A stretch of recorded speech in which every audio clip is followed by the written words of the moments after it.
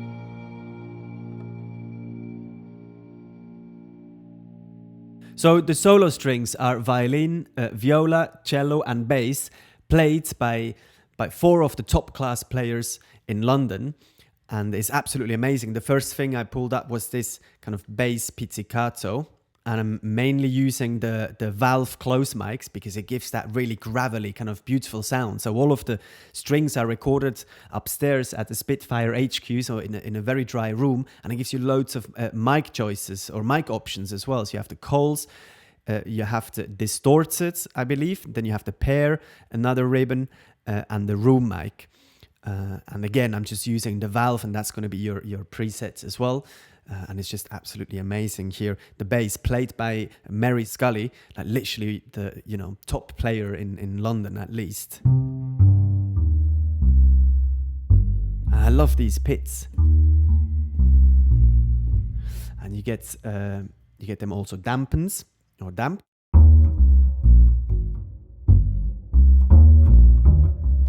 It's incredible. It's really, really detailed. So all I'm doing at first is I just absolutely love that sound. It's with the cello long here. And this is kind of the trademark of the library. So you have these long alternative strings. And if we have a listen, if I play them,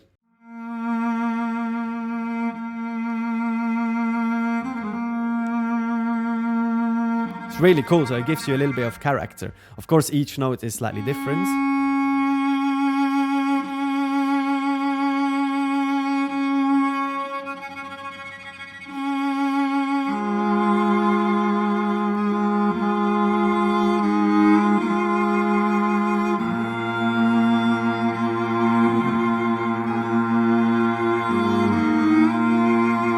And then a little trick here. First of all, if I take off the round robin here, which I've done here on a different track, I believe on the violin, we'll get to it, then you always get the same movement. So in case you want to avoid that kind of random note, then I can turn on round robin, and if you want that extra randomness, I guess it turns into almost an Evo, you can turn on here neighbor zone round robin. So it will grab the neighboring round robins, and of course it will give you more options of these kind of different Evos. So if we have a quick listen.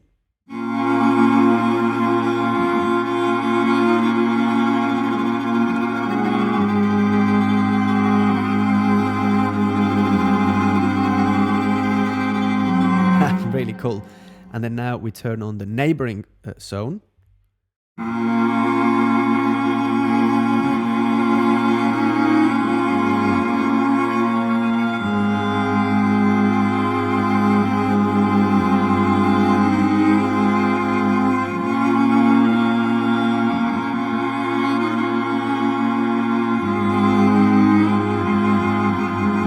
So it plays it even more differently every time I hit a new note, and I quite like that random effect. But again, to repeat, if you don't want that random effect, just turn off, select no extra functionality and round robin, deselect it, so you will only have one. And I would like to have always the same kind of effect for my intro there, so that's why I selected no round robin.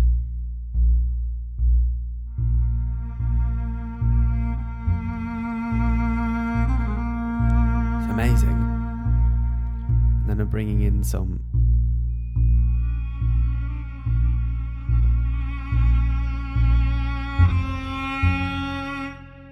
see here with the viola, I'm doing the same thing.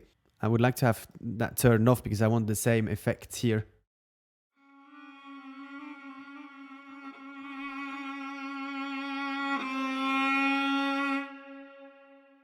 It's just recorded that way, so it gives you that extra bit of life into this piece or into the performance. What else I'm using? I'm using this piano here. So I've done something a bit more special. So I'm using Oliver Arnold's Felt Grand Piano. So this library is perfect to use with Oliver's stuff or with the LCO.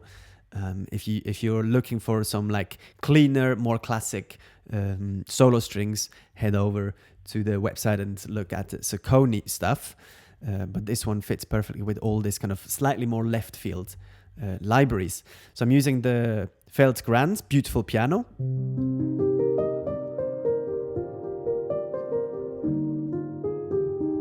And I'm detuning it just slightly, minus 0.02. And then I'm mixing it up with the Labs Bedlam piano. So we have a listen.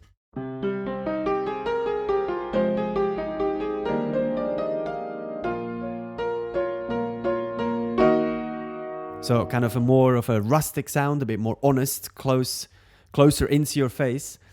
I'm mixing it, and then I'm adding a Hans Zimmer piano hits, like these brush strokes. Just very quiet in the background. And then all of it together gives this, in my opinion, wonderful sound.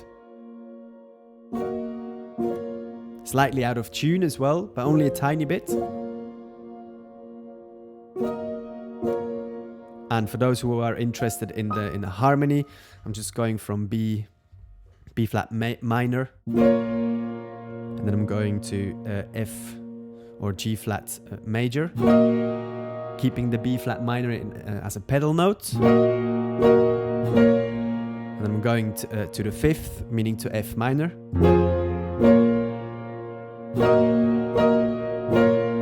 And that's kind of my main motive in the intro. Afterwards, there's not that much else happening, to be honest, in this first section. I'm doing the chord change, going to the fourth cadence, E flat minor. And all of that while decorating the piece with these wonderful strings. So again, I'm playing it from here.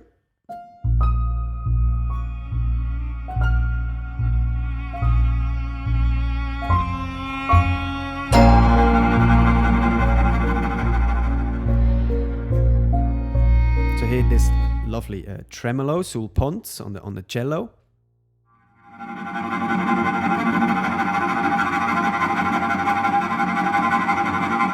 Nice and gritty. And then I'm bringing in also, here I'm bringing in the LCO actually, which again, it's kind of the section sound, and then the solo strings, you have them, as it says, as the solo strings, but they work really well together because the LCO is also recorded in a much drier space. And I'm using this slacken sounds.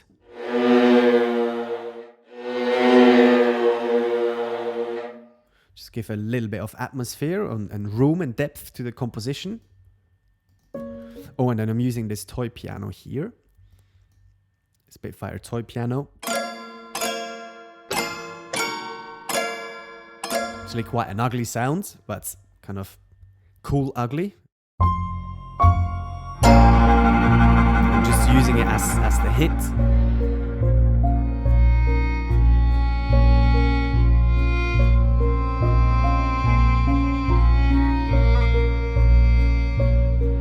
And again, here I'm using longs first, violin long, valve mic again, using the valve mic on pretty much all the instruments. Longs here, and then when my line finishes, if we go into the MIDI information here, and I'm changing to the alternative to give that extra kind of swirl there and that extra embellishment. Alternative here, and here I've turned it off again because I would like that to be kind of part of the melody and I don't want it to randomly select this alternative note. Cool, let's continue a bit.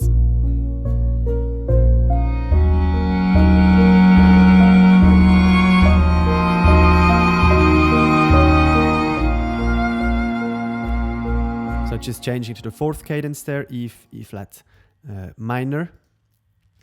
And just the strings sound like this.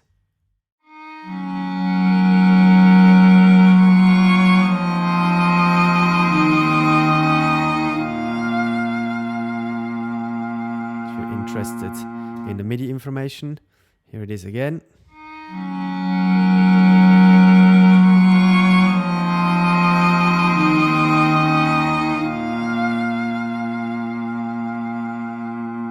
And here I'm using this cello sulpont, which moves into distortion. So it starts normally and it kind of distorts. So the player plays slightly harsher.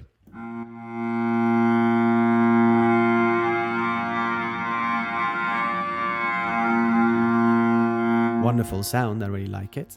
And then the bass just kind of ticking along. 4 to the floor and then dampened, doubling up.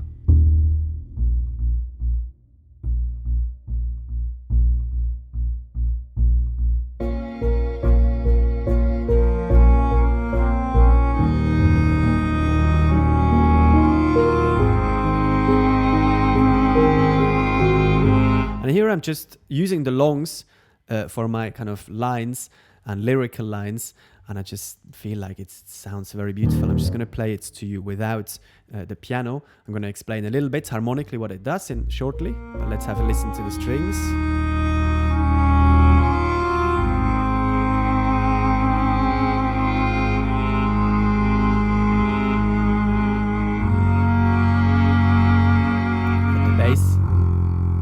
Really raspy kind of sound, the way I really like it. The cello playing the lead, kind of in a higher register.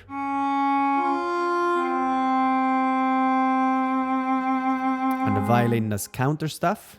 So we have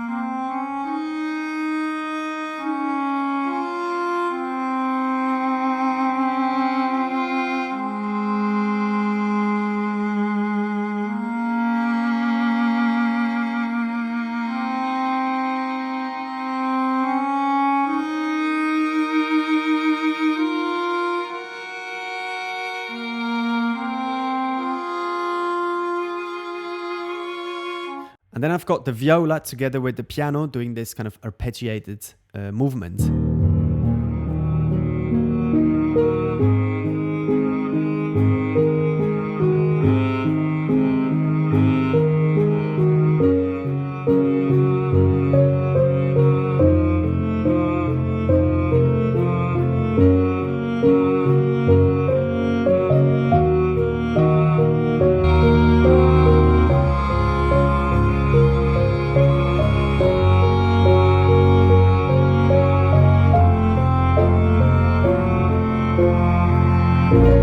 And back to the B flat minor.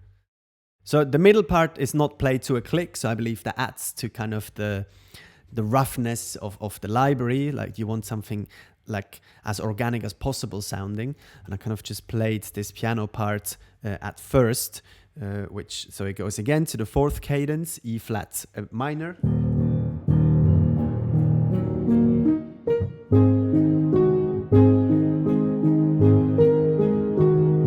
To the A flat major,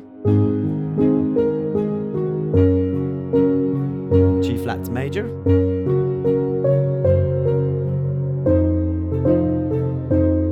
so that's the F7. Going back, and then I'm back to the E flat minor.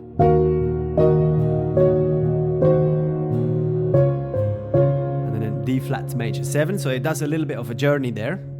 Hopefully you're following.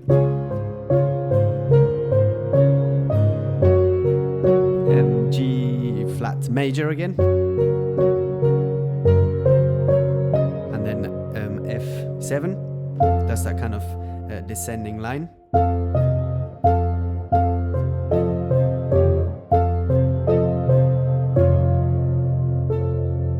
And then slowing down. And then back to the B flat minor. And then in the end,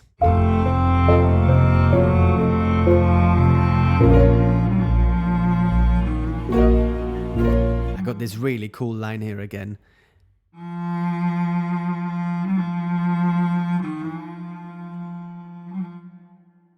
That's just, I don't know, it's just something very cool about these alternative lines.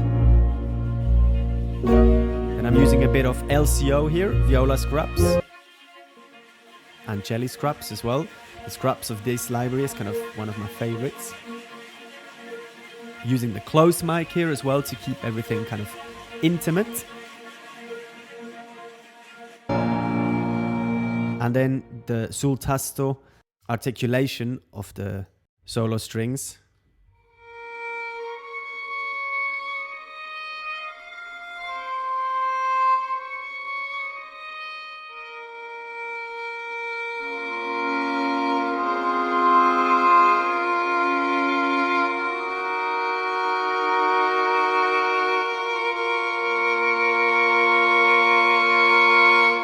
Very nice sound.